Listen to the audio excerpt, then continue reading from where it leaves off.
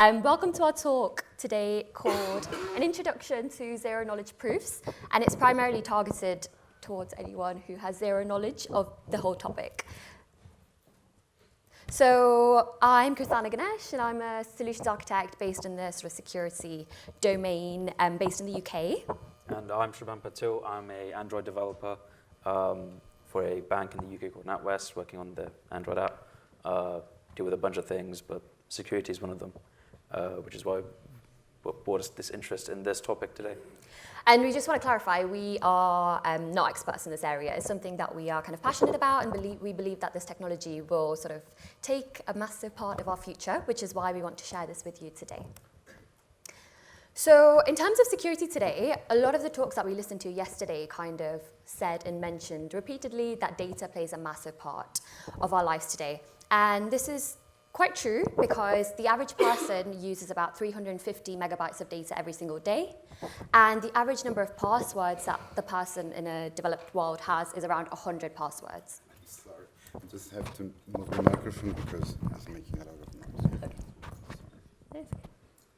Cool. And back in 2018, the average person had around 8.5 social media accounts, and this is just social media. It's not even any bank accounts or any other forms of applications. And well, here's the issue. We have all this data created by all these humans, all these identifiers, and the passwords need to be stored somewhere in the form of, I don't know, plain text or either as a hash. And we all know the way that passwords currently work. So the user enters a username and a password. The password then gets hashed through an encryption algorithm, and then it's stored in a database. And then the next time this user then enters the password, it goes through this matching process, the same hashing algorithm. If the password that you enter, the hash matches the one from previously, then the user's allowed access. This is like having someone sort of in the back of your own home. You pass them the key, and then if they've got the same key as you do, then you let them through. And that's when you decide to sort of go in. But the issue is you've got to trust that the verifier isn't malicious and that they can be trusted to keep this secret secure. And we all know how that goes. Yahoo, LinkedIn, Netflix have all had breaches in the past. And another issue is it creates this sort of arms race where you've got better encryption leading to sort of better hackers trying to find bigger exploits, and then leads on to even greater exploits. And it's sort of this never-ending spiral. And we're kind of constantly trying to patch existing security concepts with sort of replacing passwords with two-factor authentication, whilst all we're doing is we're sending another one of your devices yet another authentication code, while this can also quite easily be compromised. And we're kind of making a password onion out of it, with each layer being yet another password over and over again. So this begs the question, is there another way? So I mentioned earlier about sort of how you would give a key to someone behind your own home to then open this. And how about they just sort of watch you do this instead? Because it's technically the same thing. So this time you don't need to sort of hold the key for me. All you need to do is you need to make sure that I have the right key by watching me perform my actions. So how can this be made sort of possible? Well, number one is to make challenges interactive and not just static. What does this mean? Well, checking two hashes against each other is a static challenge. And the inputs are the same, and it can be sort of repeated an infinite amount of times, but it's just going to yield the same result every single time.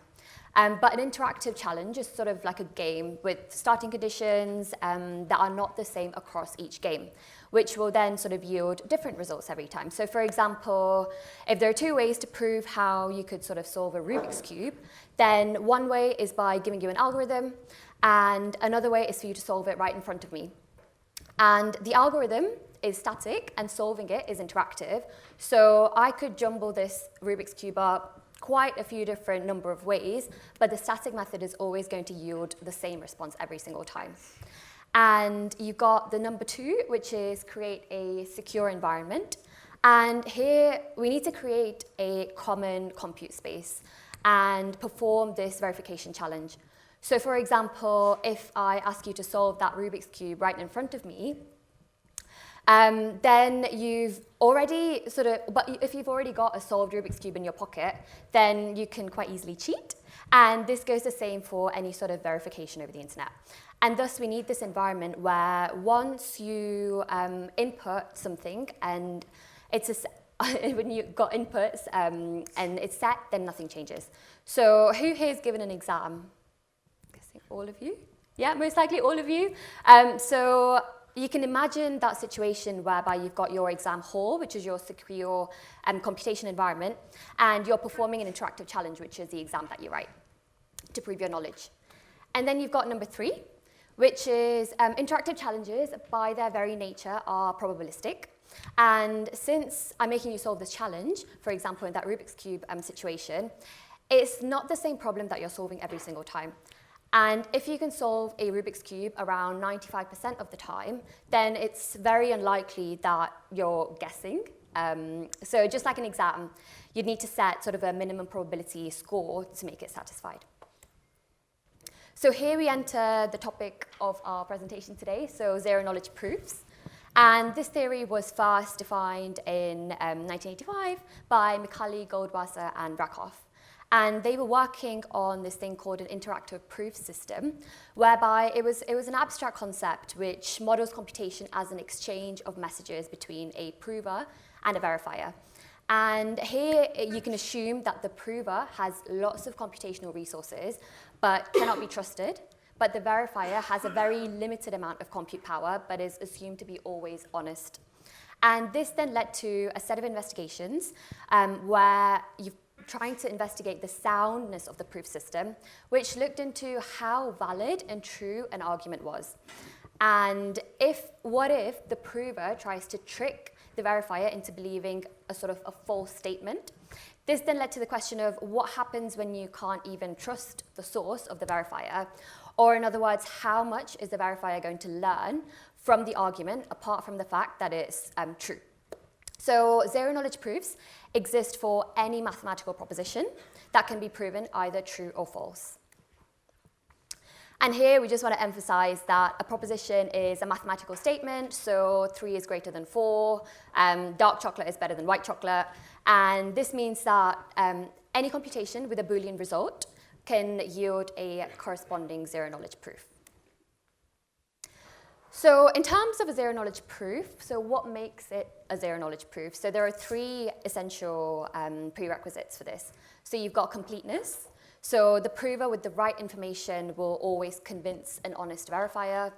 In terms of soundness, you've got that the statement cannot be falsified and the verifier cannot be convinced the prover has a required input when they actually just don't. And you've got zero-knowledgedness, which is where the verifier will not be able to get access to any other information beyond the statement of it being true or false. So they have no details of any information, any personal data, and it just stays completely anonymous. So we have a few examples that we'd like to go through to illustrate this concept. So the first one is called the Alibaba's Cave, which some of you might be familiar with. And here you've got a situation where you've got Victor, who is the verifier, and you've got Peggy, who is the prover. The scenario is you've got a room. Well, it's kind of like a path. It's a circular path. You've got an entrance to the path. Victor always remains at the entrance to the path, and Peggy is the one who sort of can move within. And this scenario assumes that there is a door that block both the two, that's in between the two paths. You've got path A and you've got path B. And the purpose of this is Peggy, the prover, wants to prove that she has the key to the door and is able to sort of go through the paths without proving that she has a physical key on her. So in the first instance, we can see that Victor has a blindfold, so Victor's unable to tell which path Peggy has taken, either A or path B. And we can see that in our example, Peggy has decided to take path A. And a while later, after she decides to take path A, Victor then removes his blindfold and he says, "Can you come out of a certain path?" So in our example, he says, "Peggy, come out of path B." So there are 2 ways that this could have happened. So one, either Peggy goes through path A, has the actual physical key, can open the door, and can come out through path B, or she could have just entered through path B to come back out again. So after the first run, there's only a 50% chance that Peggy actually has the physical key with her.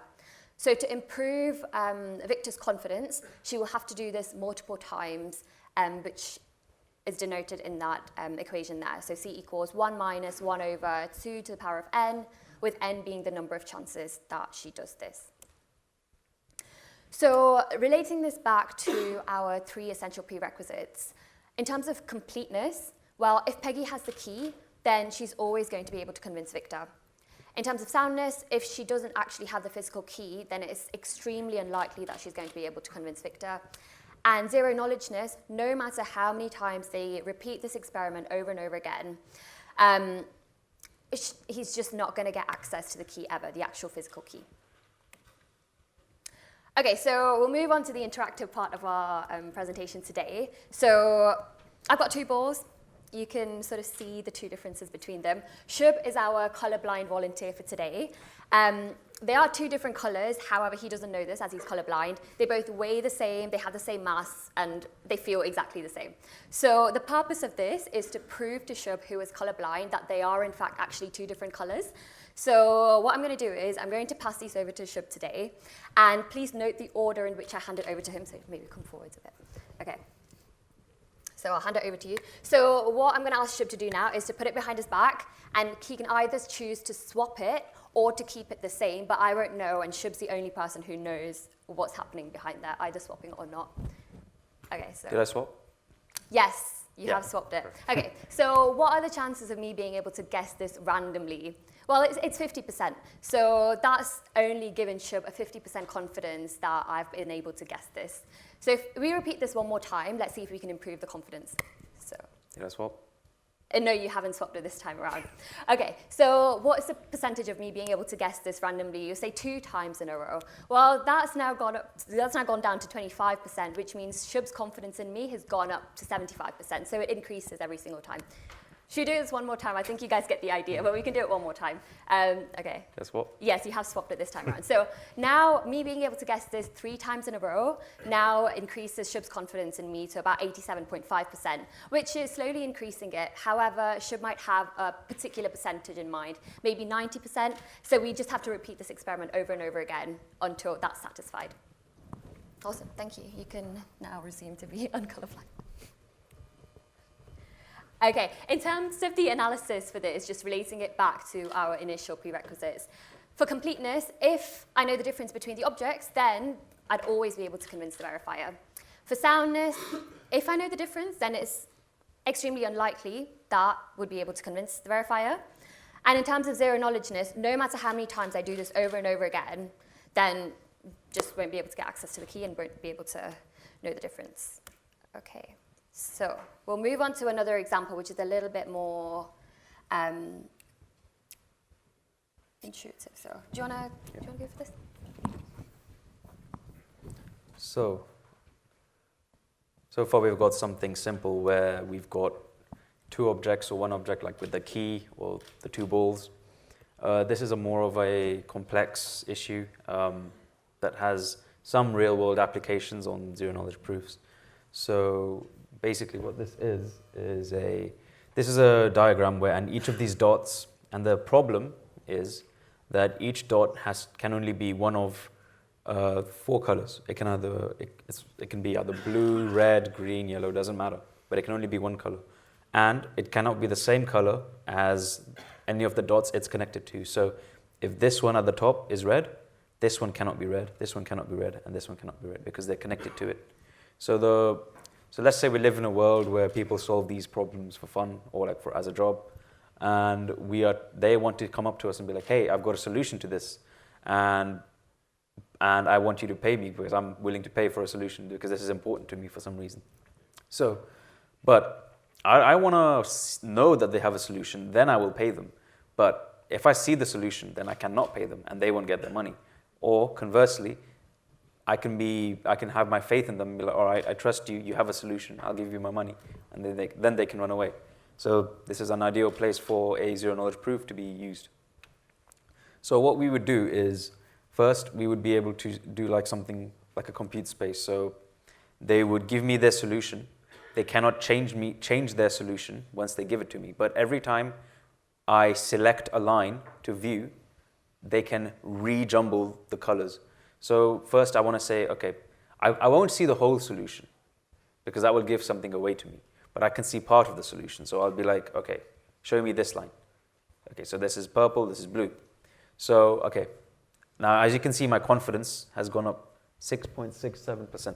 I'm 6.67% confident that they have a solution. Obviously not great. And also I've only looked at one part of that line. These two are correct, but this whole thing could be wrong.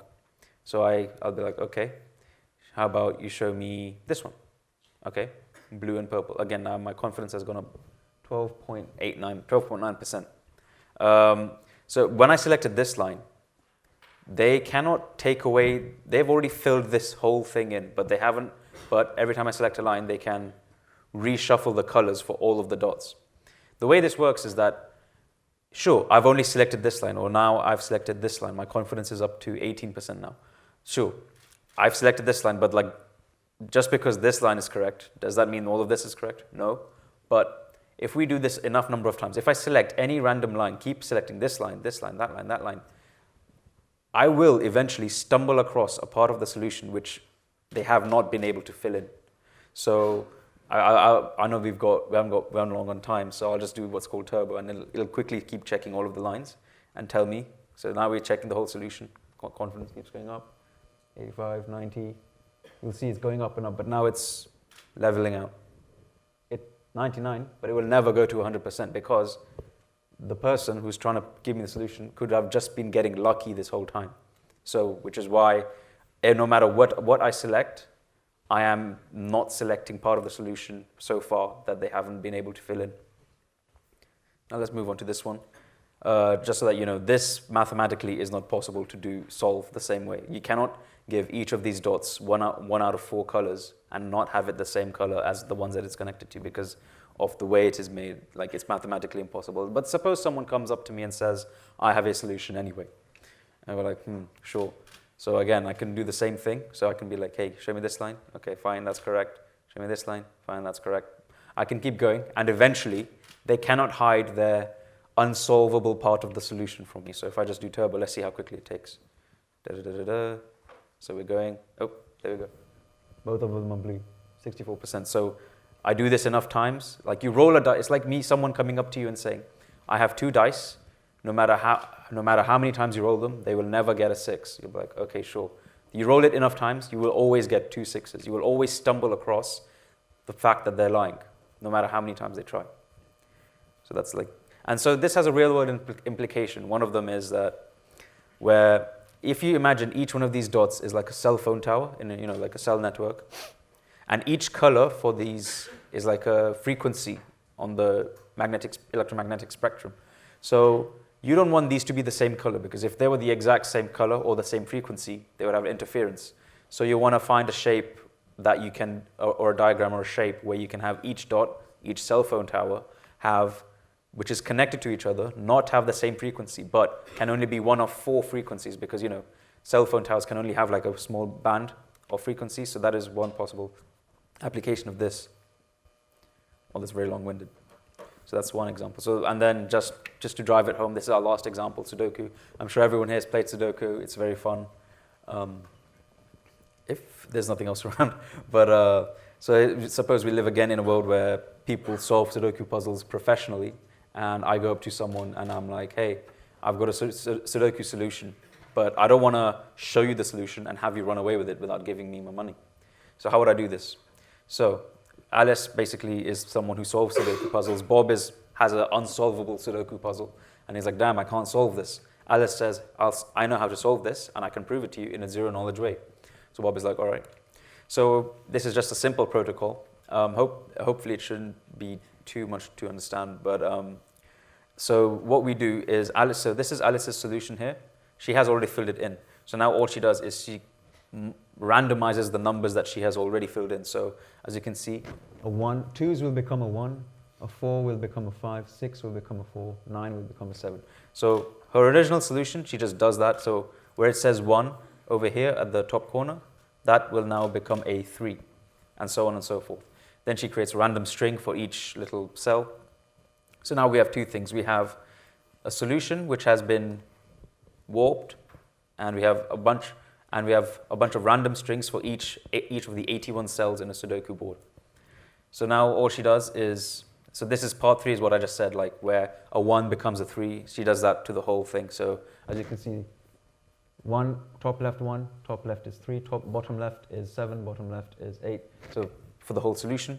And then she just splits it up into rows, columns, and 9 squares. So we have 28 sets. So 9 rows, 9 columns, 18, plus 9 of these squares, these ones with 9 numbers. That's 9, so 9 times 3 is 27. And then plus 1, which is the entire solution is one set as well. And then all she does is she creates a commitment scheme. So she takes this and this, she hashes it together, and she gets a bunch of random strings for each of those cells. And then Bob says, okay, so remember in the last example where the whole diagram, you select one line, you don't show the whole thing? Same thing here. So Bob says, show me row 3. Alice is like, okay, I'll show you row 3. And she shows him row 3, and then Bob is like, okay. He sees the row, he says, okay, he unhashes it, he sees it, and then he sees that okay, it's consistent. There is only one number from 1 to 9 in this row. It's not in the same place as it would be in the actual solution, but it satisfies the logic. Then he says, show me column 4, same thing. So remember in the last example where you keep selecting the lines, but eventually if they are lying, you will find them, you'll catch them. So Bob will do this. He'll be like, okay, show me this square, this little square. Okay, Alice is like, sure, here you go. Bob is like, show me this square. Okay, sure. Enough times. If Alice, in a Sudoku board, even like if you repeat 9 twice in a line, it's invalid. So eventually, as in the last example, Bob, if he does this enough times, he will catch Alice. But this all depends on one thing, on a secure commit space. When we've all been to school, and think of a secure commit space as like an exam hall when you're in school. A secure commit space is where once you enter, you cannot change the information that you have entered already. Imagine if you went to the exam and you had a solved exam in your pocket and you were like, put it in there. I mean, life would be great, right? But unfortunately not. So an exam hall is a secure commit space. So in the same way, we need a secure commit space where once Alice commits her answer, her original solution, she cannot change it. She can hash it in different ways. She can change the numbers, like a 1 can become a 3. But the initial answer stays the same. Otherwise, this is not possible. And so is this a zero-knowledge proof? Yeah. So Bob learns nothing about the solution because he's only seeing bits of it every time. But at the same time, he is able to gain knowledge that, okay, this has been solved, at least this part of the solution. And you'd only have but obviously if after seeing only one row, he would only have a confidence of 1 over 28 because out of all the 28 possible sets of data he's seen, he's only seen 1. And I don't know what 1 over 28 is, but it's not great. So basically, but if Bob says, okay, I want to have a 98% certainty that you're telling the truth, Bob has to do this. Bob has to repeat this 100 times since 27 over 28. 27 over 28 is the chance that Alice has fooled Bob every single time. But she can't keep getting away with this forever, right? So for Alice to fool Bob 100 times in a row, only 2% possible. So there you go. Bob can figure out that, okay, she has a solution, but I don't know what the solution is. So now there are 2 types of zero-knowledge proofs. Just briefly, there's interactive and non-interactive. Interactive means the prover and the verifier have to be there together, exchanging information. So, for example, with the 2 balls object, so Keertana and I had to be together at the same moment in time to do the proof. Whereas non-interactive is like the Sudoku and the lines puzzle, where they can submit the solution to a commit space and then they can just walk away, and I can come back 10 days later and be like, okay, run the verification. If it verifies, they don't have to be there. I can figure it out. So now you might be wondering, okay, I've given you one kind of use case, but is there any real-world applications? And yes, there are. So one is obviously proving things without knowing, but this is what I believe is called the killer app. So secure multi-party computation, basically. So in Sudoku, you've just given proof of a computation, really. You've proven that you can compute something, but I'm not going to show you the result of my computation because I want to keep it private. So for example, so what does this mean? This means I can come together with a stranger that I don't know, who I don't trust, and I can compute a result with them together, and then keeping our inputs private, but the solution will be public. And this is really powerful. So for example, if you have an auction, in an auction, I suppose, we all want to buy that DevOpsDays thing because it looks really cool. But we all want to buy it, and we're in an auction. I don't want to tell everyone else how much money I'm willing to pay, and neither does everyone else. But with SMPC, we can obviously keep our prices private, but the auction is still solvable. This proof is, I can't go into it, but we'd be here all day, and the conference would be over. But basically, this kind of proof would require probably like minutes to compute on, and also it would take like a very powerful machine.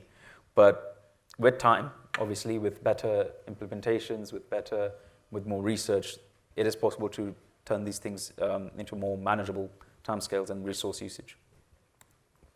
So these are real companies. So in Denmark, I don't know if anyone's in there, but they grow a lot of sugar beets. So there was an actual auction for sugar beets, which was done in this secure multi-party computation way, where you are not showing what you have entered, but they were able to compute a result. And this is because there's lots of farmers in Denmark, and there's only one, apparently this is back then in 2008, but I don't know how it is now. There's only one company back then in Denmark which would buy all the sugar beets and process it into whatever. So obviously, if there's one company, they have buyer's advantage. They can set the price.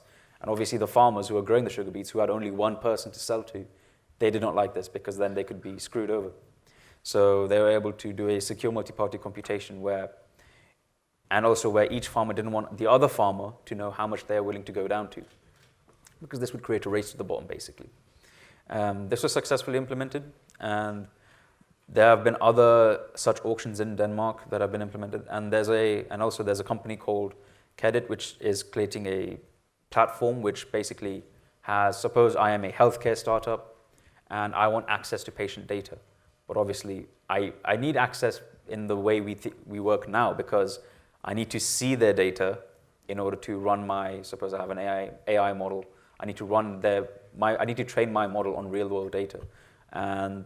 But obviously regulations would be like, well, you can't do that because you have access to private patient data. What if I can create a zero knowledge proof of computation where I create a proof file, and usually these files are for like a simple proof, they'd be like a couple GB. So for like a massive data set of 100,000 patients, it'd be terabytes. But let's say we have the ability to do that willy-nilly. And I go to a healthcare provider and I say, here's this computation. All you have to do is run it on your data set. You don't have to send me the data. They run it on their data set. They run the proof on their data set. It spits out a Boolean or whatever. I get the result back. I get what I want. They don't have to send their data to me. Yay. And so as I said, Keertana is one such platform which is doing this. And of course with supply chains where I don't need to know where things are from. So for example, Apple doesn't want to tell Samsung, hey, this is where I get my silicon from, or this is how I've obtained my components. But they do need to prove it, for example, for ethical, like regulatory reasons, to see that it's not a conflict mineral. So they could do it this way as well. One possible use case is blockchain. So obviously, with the whole craze with crypto in the past few years, the market's down now. I don't know if that's a good thing or a bad thing, depending on who you are. But so one of the main problems with blockchains, whether or not it's going to be the technology of the future is up for debate. But one of the main limitations of it was that obviously it's a chain. The more and more, so for example, Bitcoin, the more and more Bitcoin transactions you do, the longer and longer the chain gets, and it's harder to run a node because Bitcoin runs on nodes. Like, I don't know if anyone here runs a node on any cryptocurrency, but you have, like, the more transactions there are on the network, the more you just have to store them. And obviously this is annoying. If instead you can do what's called a zero knowledge rollup, where you take, suppose I only have 1 TB of hard drive space and I can't keep storing these transactions. So what I do is I run a zero knowledge proof on the previous 1 million transactions. I can be like, all right, I'm not going to store them, but I'm going to run a zero knowledge proof that they're all valid, and then get rid of the transactions and store the proof on the chain itself. So I'm not storing the transactions, but I've stored the proof that they're all valid. So this way you can roll up a chain without compromising the integrity of it. And then, so one of these things is called a snark, which is basically, quick overview, it's a non-interactive proof where, so it's not like the two balls example, it's where I can create a proof and I can give it to you and you can run it a few days later and then still get the result. This is where there's most of the attention is going to right now. And these things require what's called a trusted setup. So remember the compute space where I commit something and then you cannot change it. Well, this obviously is called a trusted setup. And if you look at this guy over here, basically there was a cryptocurrency called Solana, and what they had was when they created the first block, they had to buy brand new machines, air gap them so they were not connected online. And once those machines created what's called like a bunch of private keys to create the first block, then they had to destroy those machines because that was a trusted setup. But the problem is, whatever information happens in this trusted setup, if I am able to store it, I can recreate it again and create fake proofs. So that has to be destroyed immediately, which is why this guy is here. He's destroying a machine literally because that's the way they had to do it for this particular project. Now, obviously, the limitation is not, if this was so good, why aren't we using it already? So they are very intensive, as you can imagine. So I can create a proof. So if anyone here wants to create a proof and say, I have more than this much in my bank account for like tax reasons or whatever, you can make a proof, but that proof would probably be hundreds of gigabytes in size and would take hours to run. So, but it would be able to do it in a zero-knowledge way. So, but obviously, it's impractical. So, but obviously, more research is needed, as the phrase goes. And apart from there's some proofs right now which we haven't been able to do. So, for example, is proofs with more than with more than 3 variables are very hard to do, almost impossible. But like I said, so they're not really applicable. But some things where you're checking is a certain number in this range. So, like I said, with salaries or like things like that, or like things like a person's weight or like their chances of the healthcare parameters, it is possible, but impractical right now. So yeah, I got to ask the question, does anyone still have zero knowledge on zero knowledge proofs? All right, no hands up, so that's good. Thank you.